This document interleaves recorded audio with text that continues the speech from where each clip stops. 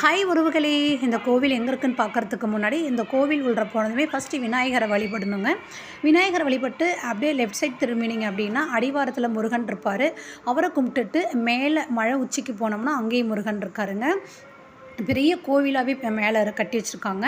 அந்த முருகனை கும்பிட்டுட்டு கீழே வந்தோடனே கருமாரி அம்மன் இருக்காங்க. இவங்களையும் வழிபட்டுட்டு இந்த மரத்துக்கடியில் கொஞ்சம் நேரம் ரிலாக்ஸாக உட்காரலாங்க.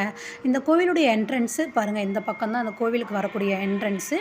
இந்த கோவில் எங்கே இருக்குது பார்த்தீங்கன்னா, சேலம் மாவட்டம் ஆத்தூருக்கு பக்கத்தில் இருக்கக்கூடிய வடசென்னிமலையில் தாங்க இந்த முருகன் கோவில் இருக்குது. இது பழமை வாய்ந்த கோவில்னு கூட சொல்லலாங்க. பங்குனி உத்திரத்தன்னைக்கெலாம் இது பயங்கர விசேஷமாக இருக்குங்க. பாருங்கள், அந்த குட்டி பையன் ஓடுறான் பாருங்கள், பூ விற்கிற பாட்டியோட பேரண்ட்ஸ் சொன்ன இல்லைங்களா, வந்தாங்க.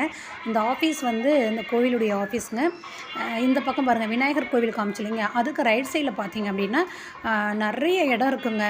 பங்குனி உத்திரத்தன்னைக்கெலாம் இந்த இடத்துல வந்து உள்ள போயிட்டு வெளியே வர முடியாது, அவ்வளோ தேர் கடைங்க போடுவாங்கங்க.